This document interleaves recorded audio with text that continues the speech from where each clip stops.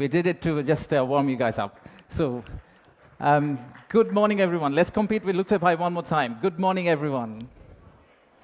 Thank you, thank you. Thank you for everyone for coming from such long distance. And we apologize for ones that we could not manage to give accommodation. We had exceptional level of interest for the summit, which is really great to see for us. My first slide is thank you slide. That's not the last slide. We just wanted to thank all of you for kindly coming and joining the summit. So the purpose of the summit is today, sitting in this forum, we would like to say that we are open for business, and we're really committed to win business from all of you. And to do that, we have already thrown Lutfi Siddiqui at you, not literally, but verbally. We'll also throw a Nobel Prize winner at you. We'll do anything to make sure that we win business from you. But first, I would like to take you to future. Let's think about a movie, Back to the Future. Let's go into that set and imagine that we are in 2035. In 2035, how would Bangladesh look like? You'll all be here again. My successor is going to be here presenting. That will be the 10th investment conference for us.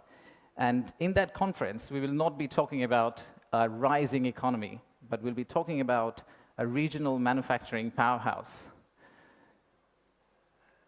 A country that's connecting east to the west, a bridge that connects Himalayas to Bay of Bengal, a manufacturing hub that is infested by global investors and local investors who are now exporting to the rest of the world.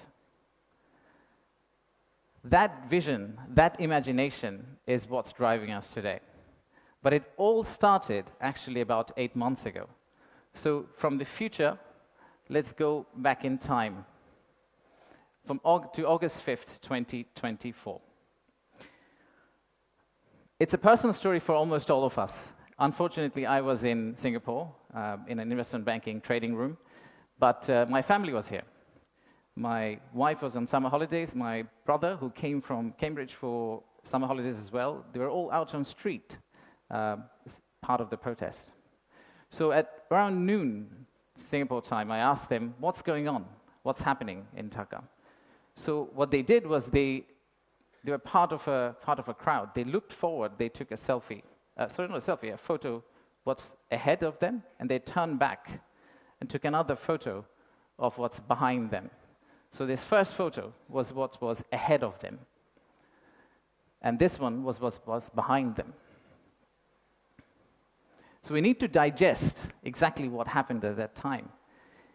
The young population, the entire youth, was out on the street, demanding transparency, demanding opportunity, demanding democracy, demanding freedom of speech. And that's what has brought us here today.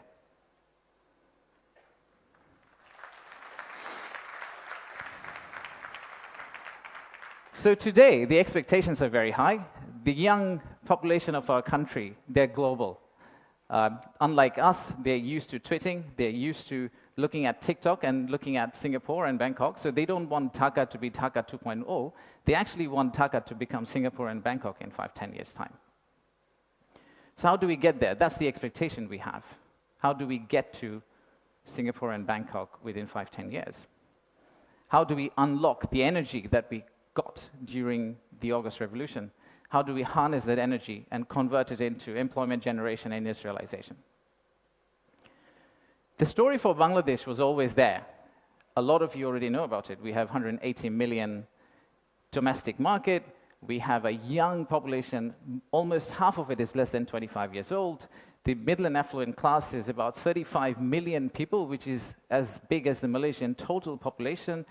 We have many, many other factors that has led to where we are today. And actually, I must say that there are companies who have been here for more than 100 years and have made exceptional returns compared to the global markets. So if you look at some of these companies who have actually operated in Bangladesh for a long, long time, the returns they have got in Bangladesh is actually significantly higher than the global average. And today, we also have a fantastic news that one of our own startups called ShopUp, the news came out about an hour ago in Bloomberg that the Saudi sovereign PIF, their investment arm called Sanabil Investments, they have actually co-led a round of $110 million US dollars, along with Peter Thiel's Valor Ventures, to invest in one of our own startup to go global. So let's give a big round of applause to ShopUp.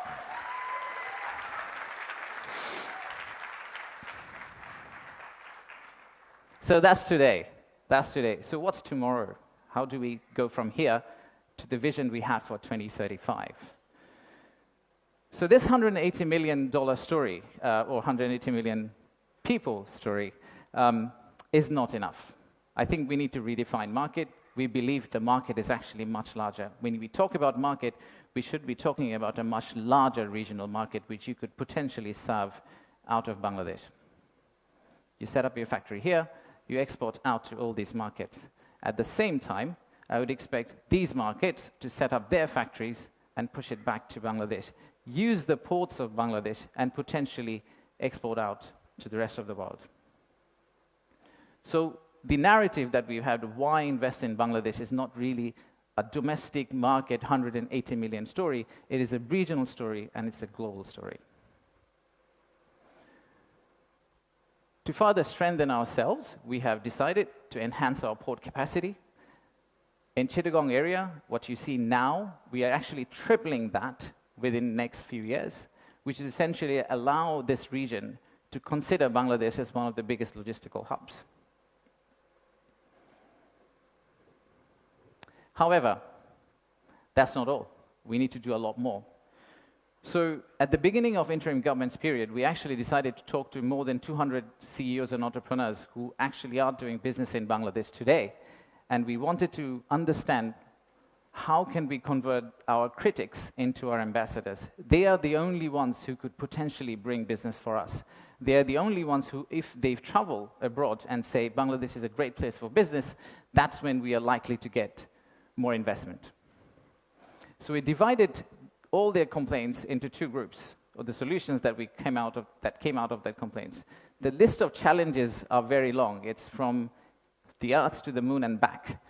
But we whittled it down to a few action items, some of which are short-term wins, so some of that you see here, some of which are actually long-term policy reforms that we would like to also undertake and set the direction of travel for the country in the right course so that the incoming government, the next government, the political parties who come and start driving this economy, they can follow the same script for us. I'll give you a few examples. Let's start with, we talked about a true one-stop service. There are two elements of one-stop service. The first one is the human element, and then there is a digital element. In the human element piece, what we have decided to do is we are going to co-locate the primary agencies, the high touchpoint agencies for our investors in one location. So that instead of the investors walking around different ministries, and we have a lot of them in Bangladesh, they all come to one office and they end up meeting everyone. We've also decided, like banks, and I am from banking, I guess that helped, that we are going to set up a relationship management team under BIDA. What it would essentially do is, just like a corporate banking, relationship banking manager, he would hold hand of the investor and walk them around the landing process. Let's take another example. Our friends in National Board of Revenue helped us set up the authorized economic operator. It's essentially the green channel, or widely known as the green channel setup, where if you're a good customer, you are able to circumvent some of the custom checks and fast-track your process through the ports. That has been picked up as one of the biggest challenges that we have, the time it takes to go from your factory all the way to your customer. And finally, let me show you one more example of policy change. So as you all know, there are many government agencies. We also know there's private sector. The dialogue between private sector and government agencies has not necessarily always been the most collegial. So how do we break that apart? The first thing we need to do is to club the government agency into one. We need to show one face. We need to be one outfit for our customers, our investors. And then create a bridge between our private sector and the government of Bangladesh. So what we are planning to do is to set up a private sector advisory council that will actually counsel the head of state directly on a regular basis, essentially voicing the changes that they would want to drive the economy forward. So these are some of the examples of what we are planning to do. And if we are able to do that, we do believe that we will get to the end, the vision we have for 2035.